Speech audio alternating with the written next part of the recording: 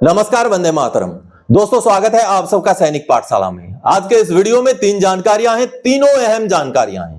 दोस्तों, आप अगर रिटायरमेंट आते टाइम आपने ग्रेच्युइटी लिया है तो आप होशियार हो जाइए। आज का ये वीडियो पूरा देख लीजिए।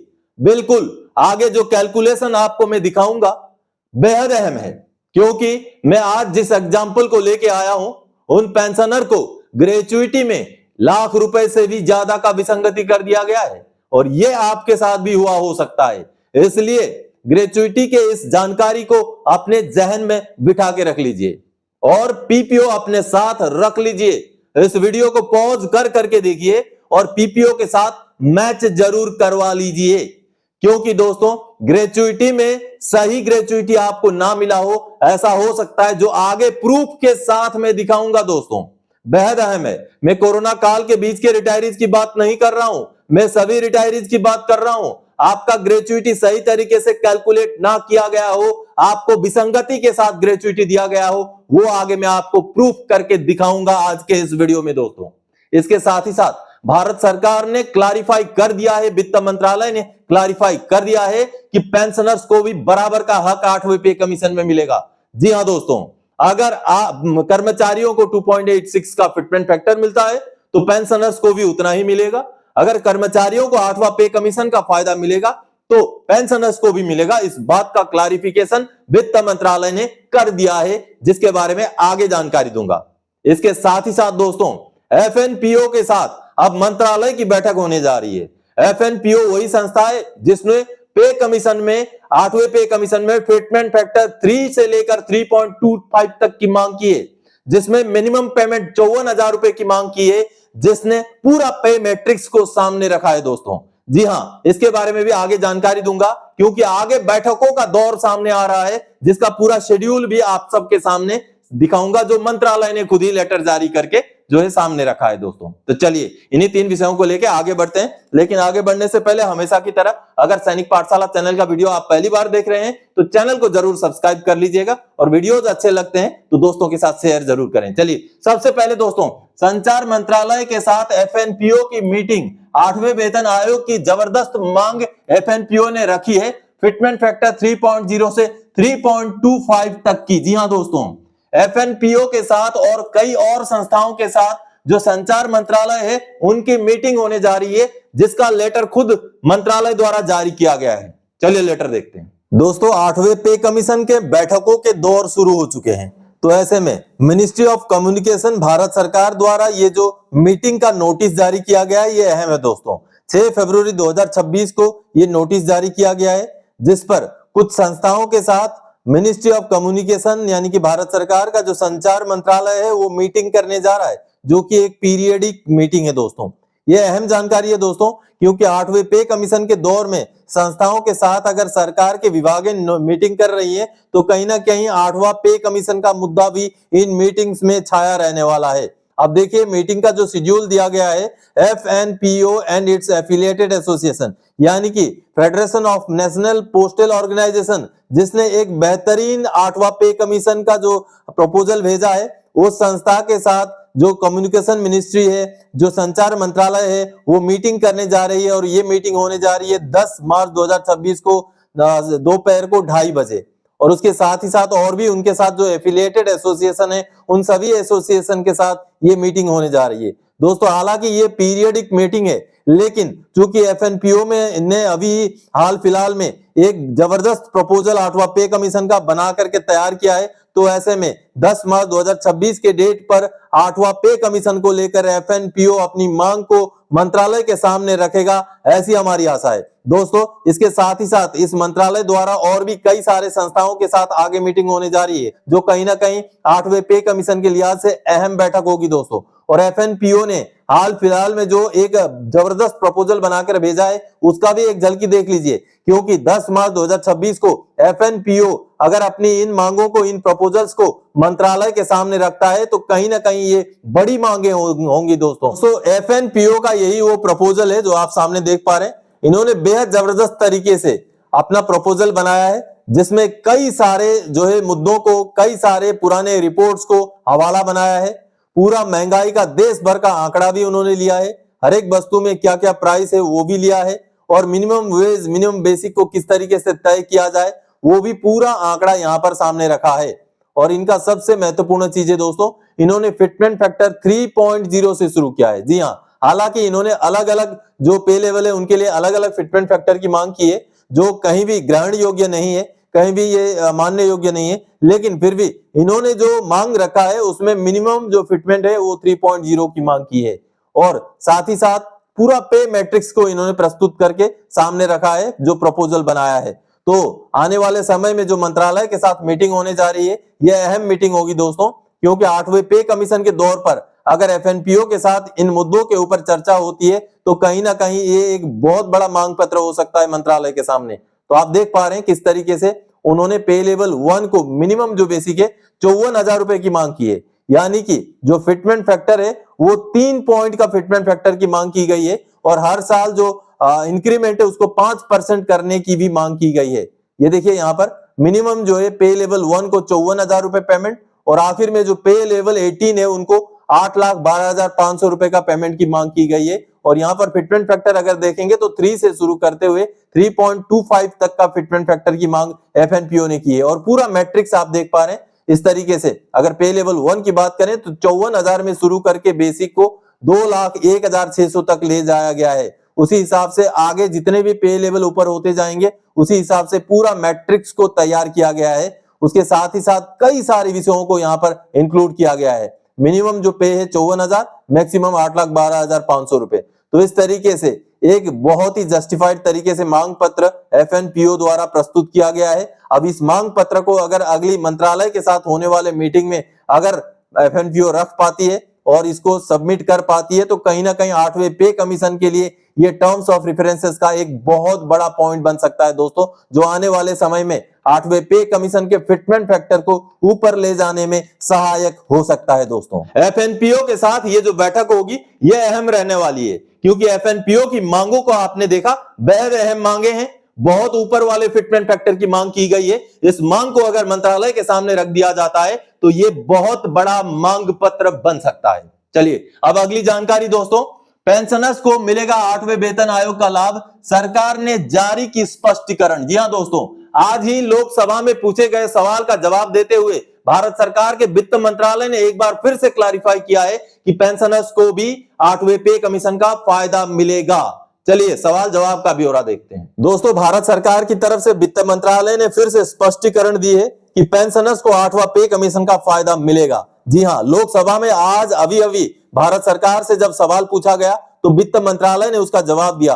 और जो सरकार से सवाल पूछा था, देखिए 9 फरवरी 2026 को यह सवाल पूछा था श्री आनंद भदौरिया जी ने, और ये सवाल उन्होंने पूछा था वित्त मंत्री से। और ये उन्होंने क्या पूछा था, क्या वित्त विधेयक 2025 ने केंद्र सरकार को सेवानिवृत्ति की तिथि के आधार पर पेंशन भोगियों के बीच अंतर करने के लिए अधिकृत किया है, और क्या केंद्रीय वेतन आयोग की स्वीकृति सिफारिशों से उत्पन्न होने वाली आपत्तियों से पेंशन भोगियों के बीच भी अंतर किया जा सकता है? यदि हां तो क्या केंद्रीय वेतन आयोग द्वारा स्वीकार की गई सिफारिशों के आधार पर भी पेंशन भोगियों के बीच ऐसा अंतर किया जा सकता है? यदि हां तो तत्संबंधी ब्यौरा क्या है, और यदि नहीं तो इसके कारण क्या हैं? क्या 31 दिसंबर 2025 को या उससे पहले सेवानिवृत्त होने वाले केंद्र सरकार के पेंशन भोगियों को 8वें केंद्रीय वेतन आयोग के तहत उनकी पेंशन के संशोधन के लिए कवर किए जाने की संभावना है? यदि हां तो तत्संबंधी ब्यौरा क्या है, और यदि नहीं तो इसके कारण क्या है? क्या 8वें केंद्रीय वेतन आयोग ने नियमित आधार पर कार्य करना शुरू कर दिया है, और यदि हां तो तत्संबंधी ब्यौरा क्या है, और यदि नहीं तो देरी के कारण क्या है? चलिए वित्त मंत्रालय की तरफ से जो वित्त राज्य मंत्री पंकज चौधरी हैं, उन्होंने ये जवाब दिया। उन्होंने जवाब दिया है, केंद्र सरकार के कर्मचारियों की पेंशन केंद्रीय सिविल सेवा पेंशन नियमावली 2021, पूर्ववर्ती सीसीएस पेंशन नियमावली 1972 और केंद्रीय सिविल सेवा असाधारण पेंशन नियमावली 2023 और उससे जुड़े मामलों के लिए समय समय पर जारी निर्देशों द्वारा शासित होती है।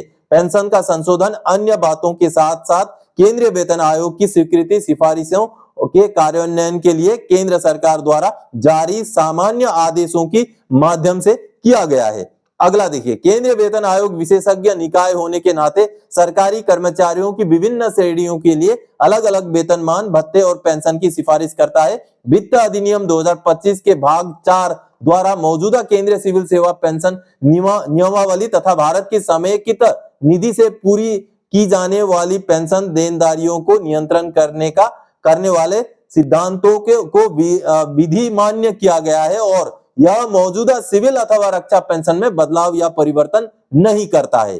पेंशनर के लिए साफ साफ फिर से भारत सरकार ने लोकसभा के अंदर ये क्लियर किया। आगे देखिए, सरकार ने 8वां केंद्रीय वेतन आयोग यानी कि सीपीसी के गठन को अपने विचारार्थ विषयों यानी कि टीओआर के साथ दिनांक 3 नवंबर 2025 के संकल्प के माध्यम से पहले ही अधिसूचित कर दिया है। दिनांक 3/11/2025 के संकल्प के अनुसार आयोग इसके गठन के 18 महीने के भीतर अपनी सिफारिशें देगा। 8वीं केंद्रीय वेतन आयोग को केंद्र सरकार के कर्मचारियों के वेतन, भत्ते, पेंशन इत्यादि पर अपनी सिफारिशें करने के लिए अधिदेशित किया गया है। यानी कि भारत सरकार ने दोबारा से क्लैरिफाई किया, पेंशनर को कोई चिंता करने की जरूरत नहीं है।